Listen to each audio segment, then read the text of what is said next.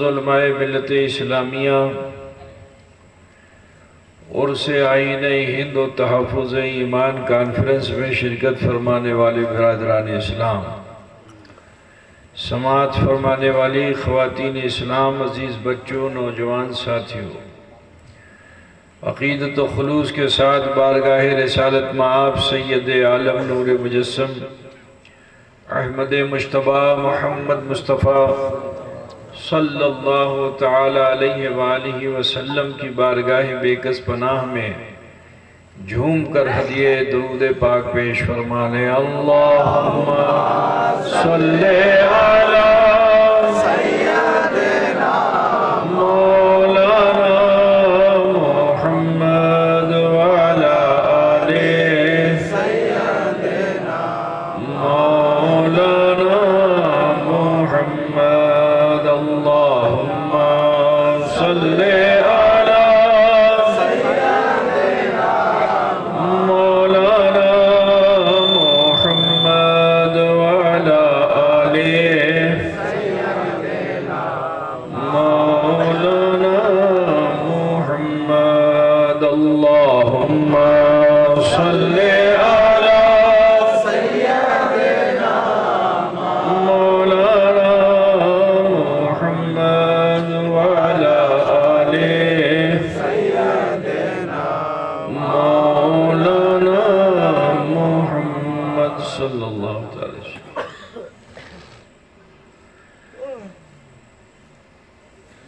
یہ بستی کا نام کیا ہے؟ ہلدی واری کے مسلمانوں نے بڑے جذبہ اخلاص کے ساتھ اس کانفرنس کا انعقاد کیا، اور مجھے معلوم ہوا کہ آپ لوگ کئی سالوں سے حضور شیخ عثمان اخی سراج آئین ہند رحمت اللہ تعالی علیہ کا عرس پاک منعقد کرتے ہیں۔ یقیناً آپ لوگ لائق مبارکباد ہیں۔ اللہ تبارک و تعالی حضور آئین ہند رضی اللہ تعالی عنہ وارضاہ عنہ کے روحانی فیوز و برکات سے ہم سب کو مالا مال فرمائے۔ اسی مناسبت سے میں نے اس آیت کریمہ کو ذیل عنوان کر لیا۔ اللہ رب العزت ارشاد فرماتا ہے وَلَا تَهْنُوا وَلَا تَحْزَنُوا وَأَنْتُمُ الْأَعْلَوْنَ إِن كُنتُم مُّؤْمِنِينَ۔ تم غم نہ کرو، تم ڈرو نہیں، تم ہی سرفراز ہو، تم ہی سربلند ہو اگر تم مومن ہو جاؤ۔ یہ اللہ کا فرمان ہے۔ معلوم کیا ہوا کہ ہر کلمہ پڑھنے والا مومن نہیں ہو سکتا ہے۔ مومن وہی ہوگا کہ جس کے سینے میں حب رسول ہوگا۔ ہر جمعے میں آپ اکثر خطیب و امام سے سنتے ہیں کہ الا لا ایمان لمن لا محبت لا۔ ہوشیار ہو جاؤ، اس کے پاس ایمان نہیں ہے جس کے سینے میں محبت رسول نہیں ہے۔ কথাটা বুঝতেছেন না?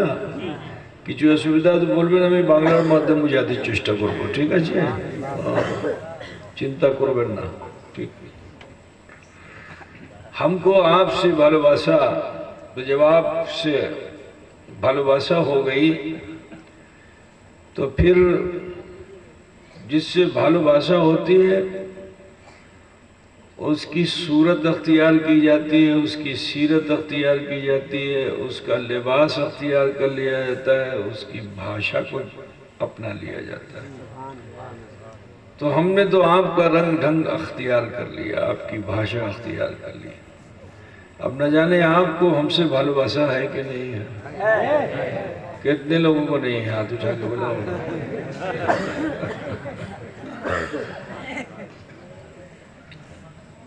تو بہرحال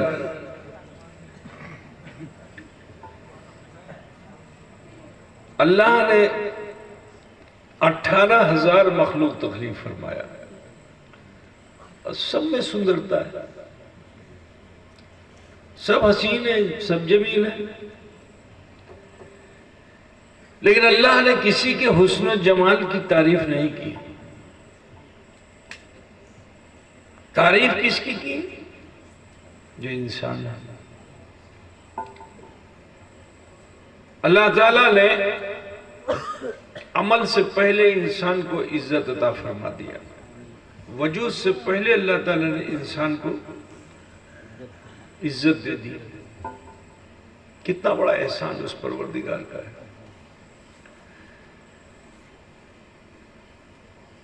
مثال کے طور پر آپ کی مسجد کا امام کون ہوگا؟ جو عالم ہوگا یا حافظ ہوگا، ہے نا؟ جب وہ حافظ ہوگا، عالم ہوگا، تبھی تو امام ہوگا۔ معلوم کیا ہوا کہ جب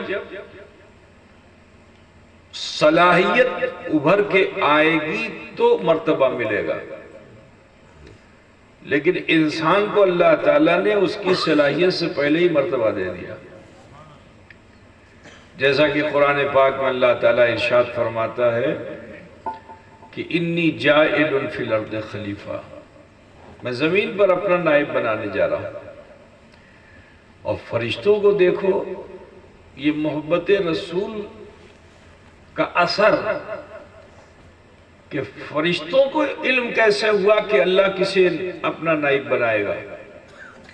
نیابت کے لیے کوالٹی کا ہونا ضروری ہے۔ جیسے مسجد میں امام کے لیے علم دین کی کوالٹی اس کے پاس ہے، جبھی وہ امام ہو سکتا ہے نا؟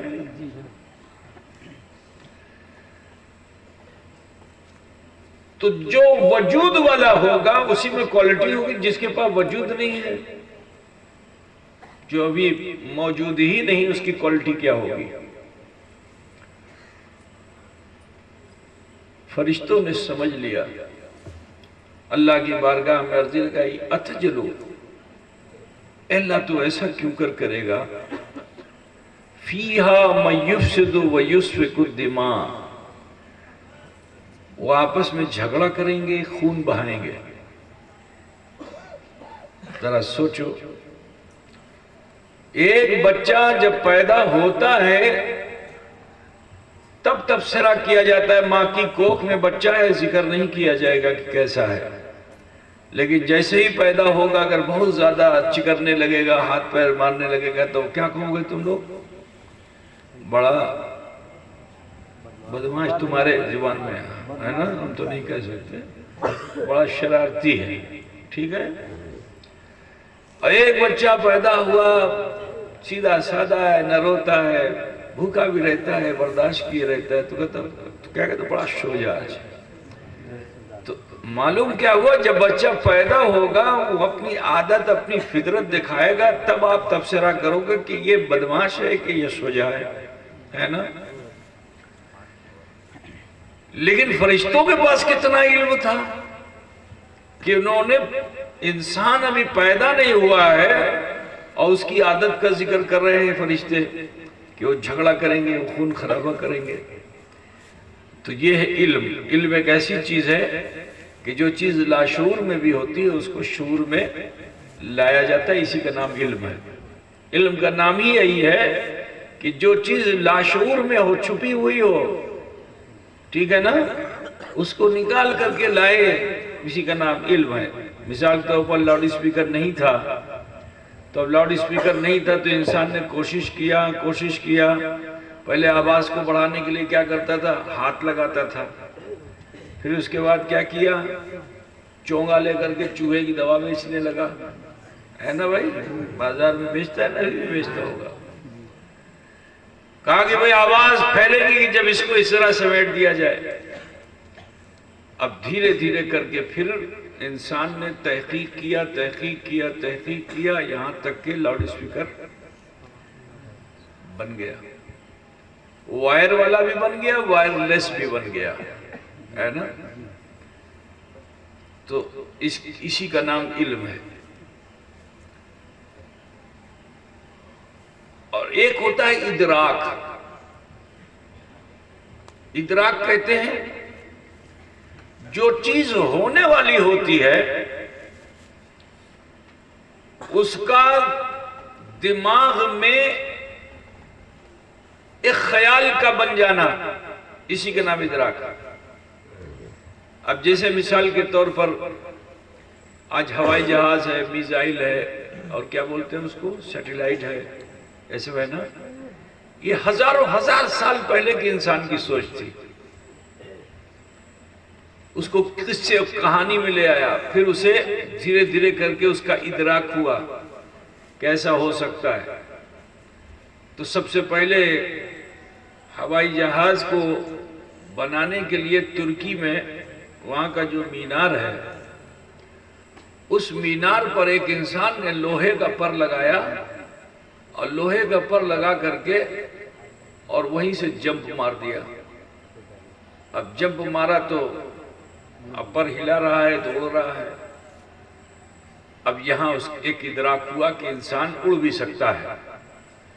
علم کے ذریعے سے انسان نے ہوائی جہاز بنا لیا، راکٹ بنا لیا، چاند پہ جانے کی سوچتا تھا، چاند پہ پہنچ گیا. تو اللہ کی بارگاہ میں فرشتوں نے کیا عرض کیا، فِيهَا مَن يُفْسِدُ وَيُسْفِكُ الدِّمَاءَ، وہ آپس میں جھگڑے کریں گے، خون خرابہ کریں گے. تو اللہ تعالیٰ نے ان کے علم پر روک لگائی، کہا اتراؤ نہیں، علم سے انسان گمراہ ہوتا ہے. اتراؤ نہیں، انی عالم ما لا تعلمون، جیٹا ہمیں جانچی چیٹا تمہیں جانو نا. برادران ملت اسلامیہ، کس مخلوق کو کس چیز سے پیدا کیا اس کا ذکر تو اللہ نے کیا. مثال کے طور پر فرشتوں کو پیدا کیا تو اللہ نے نور سے پیدا کر لیا.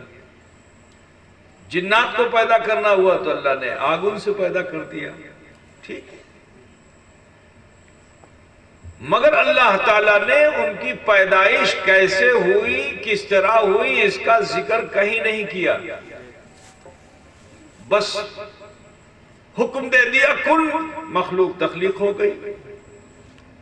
مگر حضرت انسان کو جب پیدا کرنا ہوا تو اللہ تبارک و تعالیٰ نے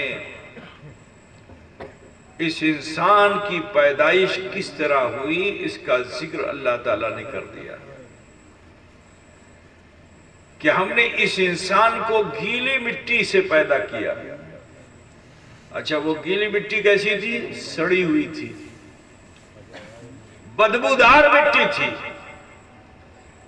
بڑی بیکار مٹی تھی، جس کی کوئی حیثیت نہیں. مگر خدا کی قدرت دیکھو کہ انسان کو اتنی کمزور مٹی سے پیدا کیا، مگر رب تعالیٰ ارشاد فرماتا ہے لَقَدْ خَلَقْنَا الْإِنسَانَ فِي أَحْسَنِ تَقْوِيمٍ، کہ ہم نے انسان کو اس سڑی ہوئی مٹی سے تو پیدا کیا، مگر یہ میری قدرت ہے کہ میں نے اسے حسن و جمال کے ساتھ پیدا کیا، سندرتا کے ساتھ پیدا کیا. پھر اللہ تعالیٰ ارشاد فرماتا ہے لَقَدْ كَرَّمْنَا بَنِي آدَمَ، تحقیق کہ ہم نے بنی آدم کو مکرم کر دیا. اللہ رب العزت نے اختیار میں انسان کو دے دیا نیابت دے کر کہ دنیا میں تم جا رہے ہو، تم خود اپنی ذات کے فیصلے خود کر سکتے ہو، مگر اچھائی اور برائی یہ دو چیزیں تمہارے درمیان میں چھوڑتا ہوں. اگر تم نے اپنی ذات کے لیے برائی کا فیصلہ کر لیا تو جہنم ہے. قدرت بجھتے نا.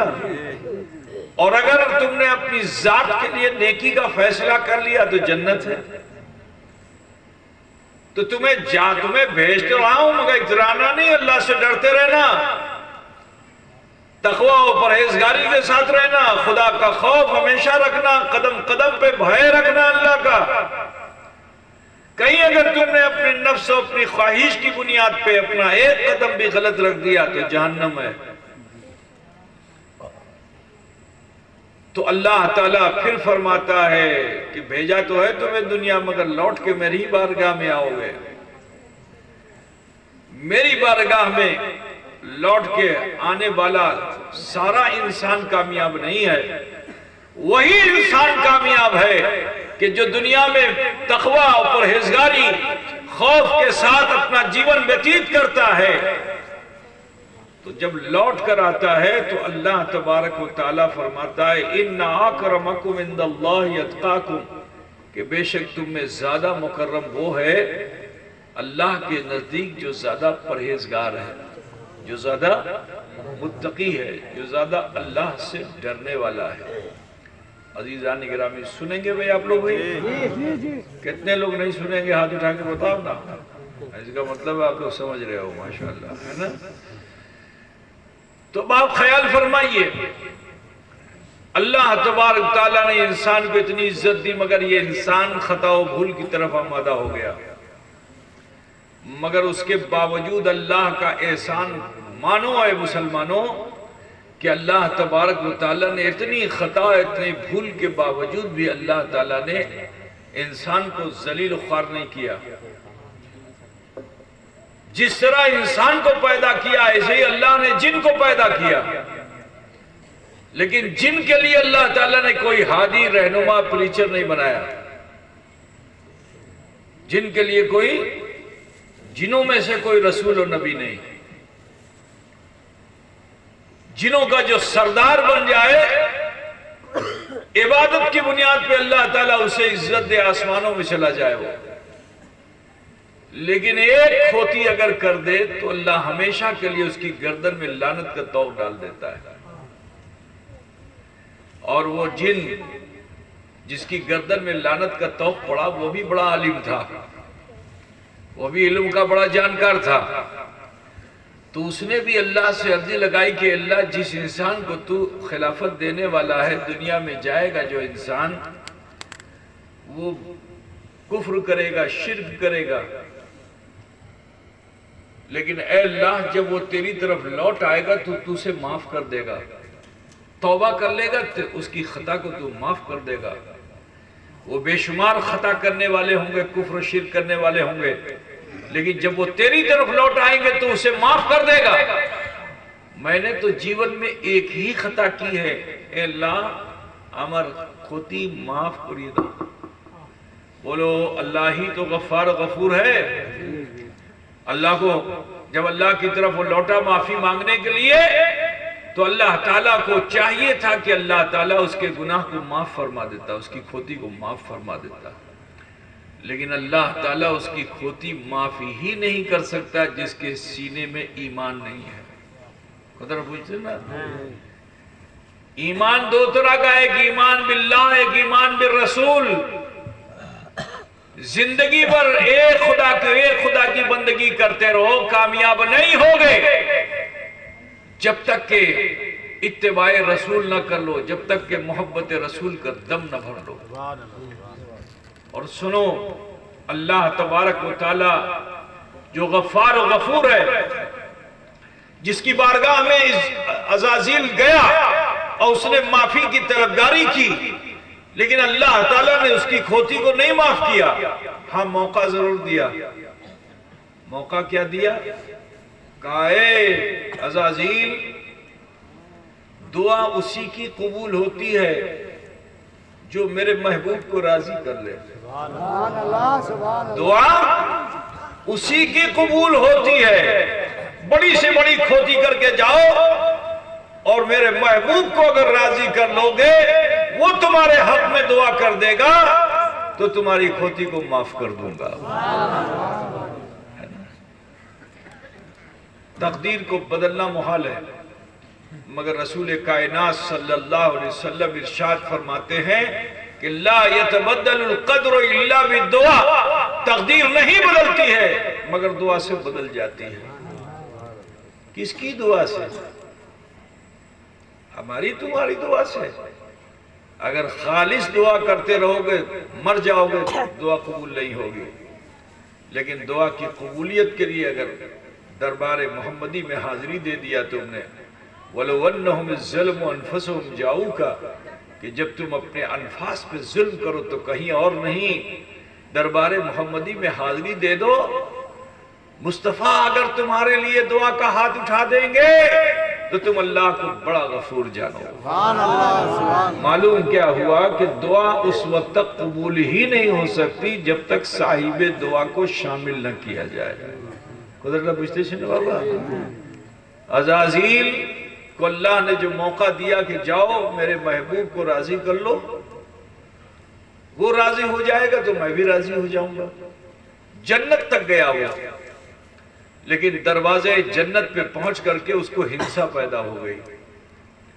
یہ ہنسا جو بڑی بری چیز ہوتی ہے، اب ہنسا پیدا ہوئی، کہا کہ میں ہزاروں سال تک میں نے عبادت کی لیکن اللہ نے مجھے کوئی باڑی نہیں دی، اور آدم نے ایک بھی سجدہ نہیں کیا، اللہ تعالیٰ نے اس کو اتنی بڑی باڑی دے دی کہ جس کے ڈھکنے کے لیے 8 دروازہ، اور وہ بھی وراٹ دروازہ، سندر دروازہ۔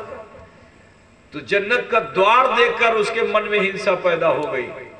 تو حدیث پاک میں آئے یہ کہ الحسد یاکل الحسنات، حسد جو ہوتی ہے، ہنسا جو ہوتی ہے، وہ نیکیوں کو کھا جاتی ہے۔ جیسے یوں سمجھ لو کہ لکڑی ہوتی ہے نا، لکڑی، تو لکڑی کے اندر ایک کیڑا ڈھکتا ہے، اس کا نام کیا ہے؟ کیا بولتے ہیں؟ دین، جو لکڑی کو کھا جاتا ہے اندر اندر، ہے نا؟ تو حسد وہی ہے، تمہارے ظاہر کو تو رکھتا ہے ٹھیک، لیکن اندر سے تمہیں کھوکھلا کر دیتا ہے۔ قدرت پوچھتے چھنا، میرے عزیز، اللہ تعالیٰ نے انسان کو اتنی عزت و شرافت کے ساتھ پیدا کیا، دنیا میں آتے ہی انسان نے خون خرابہ کرنا شروع کر دیا، کفر و شرک کرنا شروع کر دیا، مگر اس کا احسان مانو کہ اس پروردگار نے انسان کی ہدایت کے لیے نبیوں اور رسولوں کو مبعوث فرمایا۔ انبیاء و مرسلین تشریف لاتے رہے، جن لوگوں نے نبیوں کے کہنے کو مان لیا اللہ نے ان کو عزت دی، تعداد چاہے جتنی کم ہو مگر اللہ نے ان کو عزت دی، اتنی عزت دی کہ قرآن پاک پڑھو گے تو قرآن پاک میں ایک سورہ ہے، اس کا نام ہے سورہ کہف۔ کیا نام ہے؟ جی، بہت کم مومن تھے، بہت کم مومن تھے، لیکن اللہ تعالیٰ نے ان مومنین کی حفاظت فرمائی ظالموں سے۔ قدر آپ بجھتے چھنے بابا جی، وَانْتُمُ الْأَعْلَوْنَ إِن كُنتُم مُؤْمِنِينَ، تم ہی سرفراز ہو، تم ہی سربلند ہو اگر تم مومن ہو جاؤ۔ برادران اسلام، میں آپ کو بتاتا چلوں کہ اور نبیوں کے امتیوں پر اللہ تعالیٰ نے اپنا ان امتیوں پہ کرم فرمایا کہ جنہوں نے نبیوں کی کتھا کو مان لیا، لیکن جنہوں نے نبیوں کی کتھا کو نہیں مانا، قرآن پاک میں ان کے تعلق سے جو ذکر ہے کہ کہیں زمین پھٹ گئی انسان دھس گیا، کہیں طوفان آیا انسان بہہ گیا اڑ گیا، کہیں آندھی، کہیں پانی کا سیلاب آیا انسان بہہ گیا، کہیں حالت یہ ہو گئی کہ اللہ نے ان کی صورتیں بدل دی، بندر بنا دیا، سور بنا دیا انسان کو، دو پہاڑ کو ملا کے ہستیاں مٹا دی۔ میرے پیارے، لیکن آخر میں آقائے نامدار، مدنی تاجدار، احمد مختار، سید عالم نور مجسم جناب محمد رسول اللہ صلی اللہ علیہ وسلم اس خاکدان گیتی پہ جلوہ فکن ہوئے۔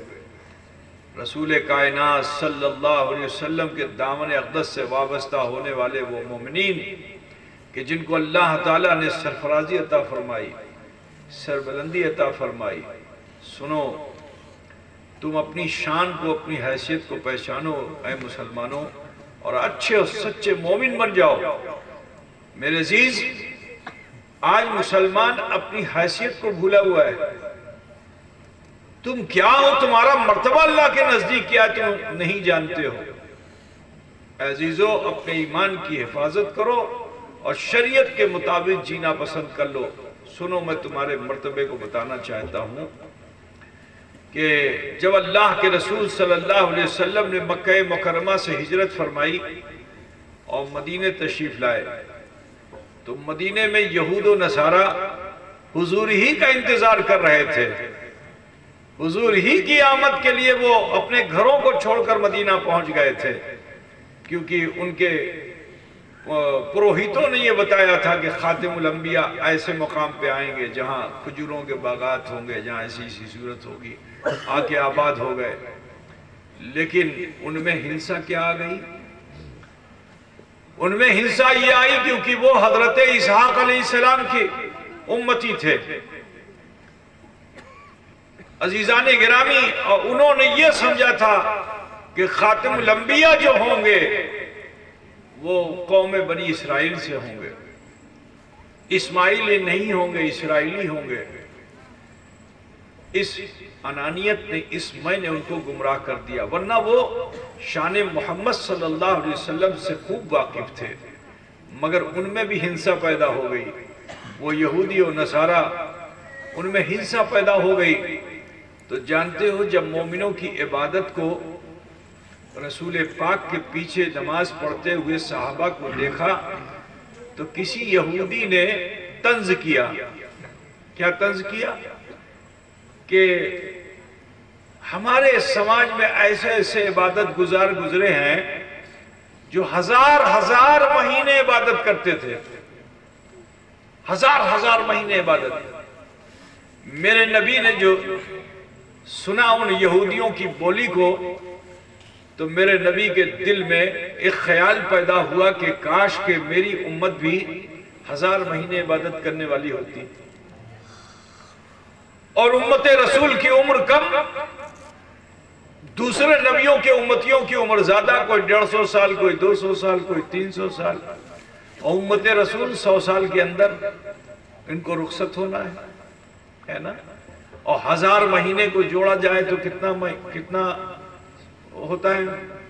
اگر 1000 مہینے کو جوڑا جائے تو کتنا سال ہوگا، کتنا بچر ہوگا؟ 12 مہینے کا 1 سال، تو 1000 مہینے کا کتنا سال ہو گیا؟ جوڑ کے بتا پاؤ گے؟ 83 سال 4 مہینہ ہوگا۔ کتنا؟ 83 سال 4 مہینہ ہوگا اے عزیزو۔ اور یہاں مومنوں کی عمر کیسی ہے؟ 50 سال تک کھیلتا کودتا ہے، اور اس کے بعد روگ لگ جاتا ہے، دوا کھانا شروع کر دیتا ہے، 60 سال میں مایوس ہو جاتا ہے کہ آمی عباس بونا، تو چھیلا پیلا کو بلا کے وصیت کرنا شروع کر دیتا ہے، اور معلوم ہے 70 72 75 سال میں چلا جاتا ہے۔ ایسے ہی تو ہوتا ہے نا؟ تو یہ 83 سال کی عبادت کیسے مومن کرے گا؟ رسول پاک کے من میں اگر خیال آ جاتا ہے تو نبی کا مقام سمجھو، جانو کہ اگر نبی کے دل میں خیال حالت نماز میں آ جائے، پہلے نماز کدھر پڑھی جاتی تھی؟ کدھر پڑھی جاتی تھی؟ مسجد اقصی کی طرف، ٹھیک ہے نا؟ وہ ہمارا قبلہ تھا۔ تو نبی کا رخ بالکل جسٹ اپوزٹ، مثال کے طور پر جیسے یہاں ہندوستان سے پچھم کی طرف قبلہ ہے، اور مدینے سے جو ہے دکھن کی طرف قبلہ ہے۔ مدینے سے کیا ہے؟ اتر کی طرف قبلہ تھا مسجد اقصی۔ اب نبی کے دل میں خیال آ گیا کہ کاش کہ میرے دادا ابراہیم خلیل اللہ کے کعبہ کو قبلہ بنا دیا جاتا۔ اب یہ خیال کر کے اللہ کے رسول نماز کی حالت میں آسمان کی طرف سر اٹھا اٹھا کے دیکھ رہے ہیں، سر اٹھا اٹھا کے دیکھ رہے ہیں۔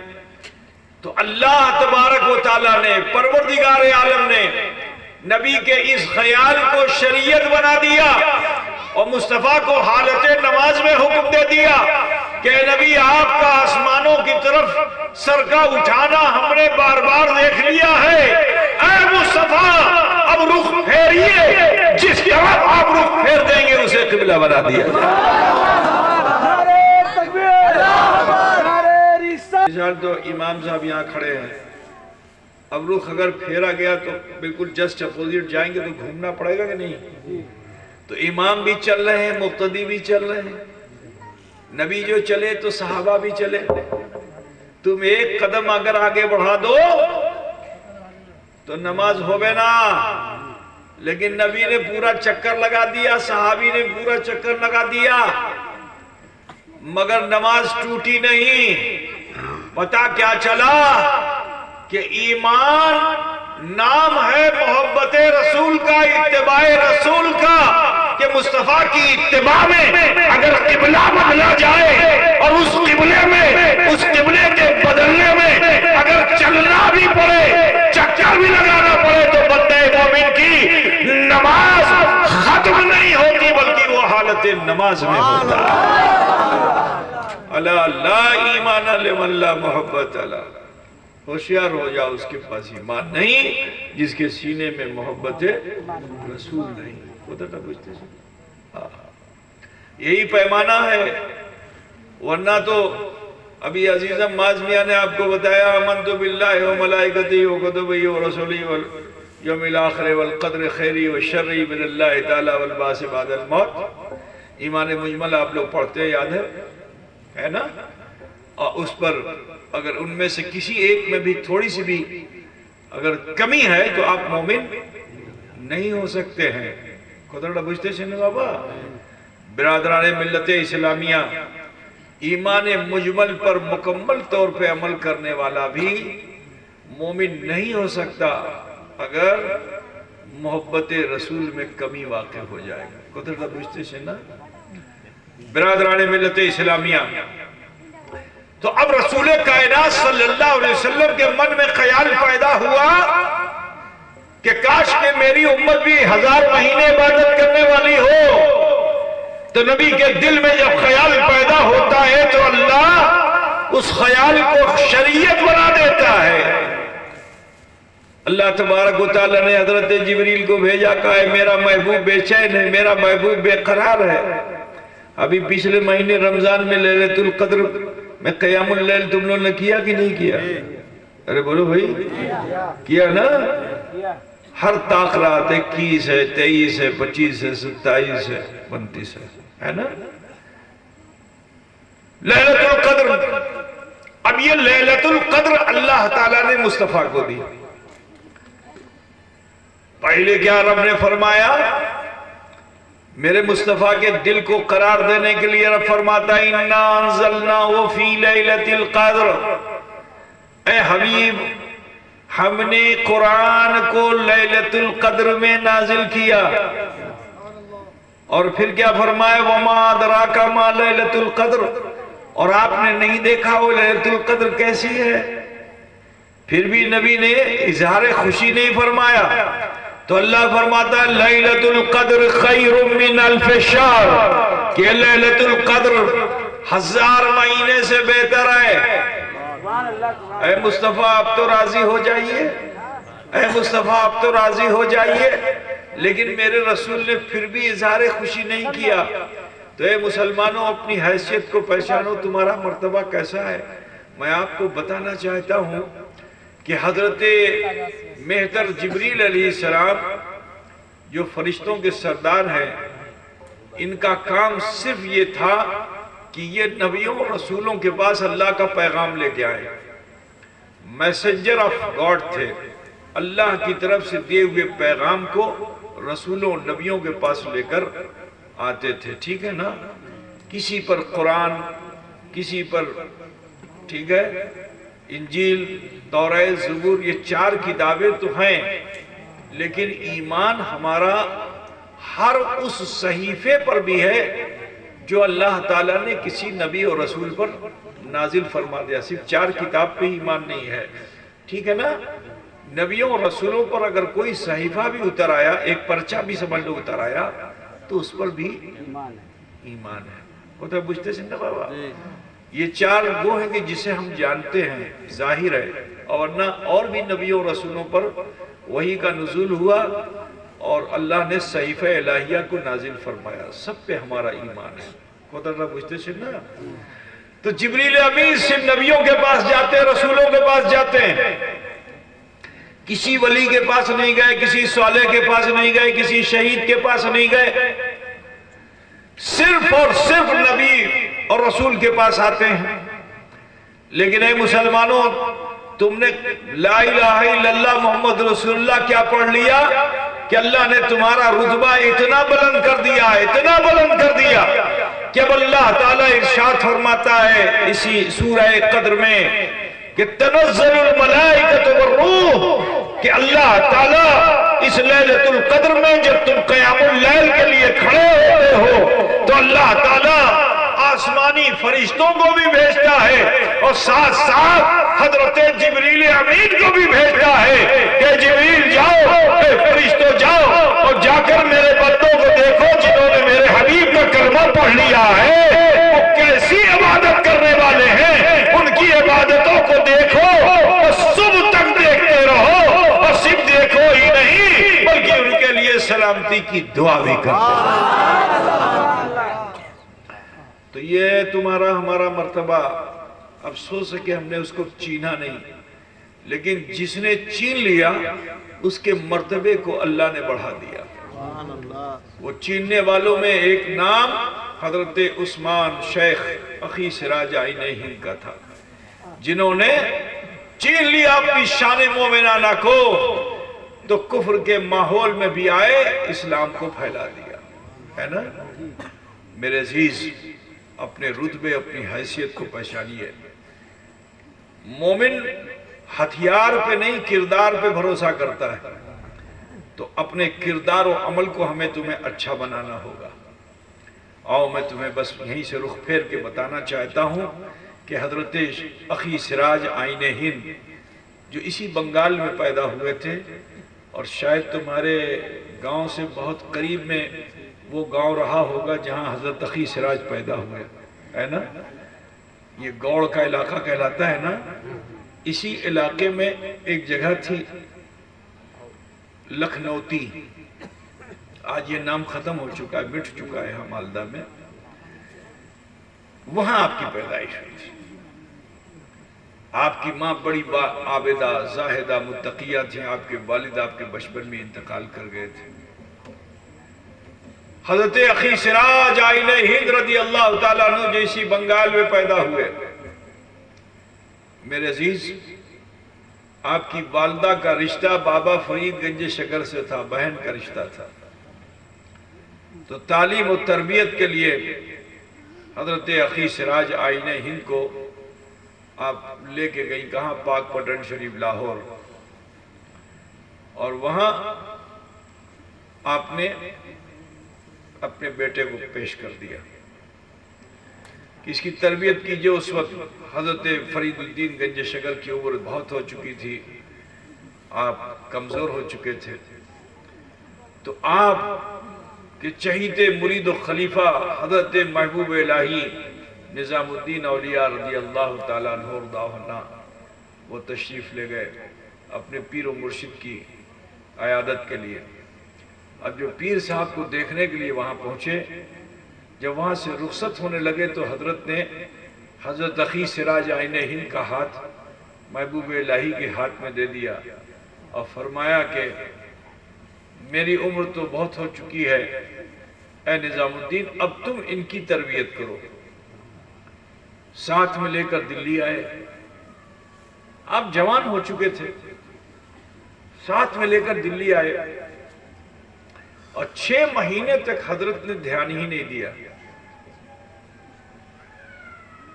وہ طالب علم، وہ اسٹوڈنٹ جس کی سفارش کی جاتی ہے کسی استاد کے پاس مدرسے میں، تو وہ اسٹوڈنٹ جو ہوتا ہے اس میں تھوڑا انا آ جاتی ہے، وہ یہ سمجھتا ہے کہ میرا تو یہ مدرسے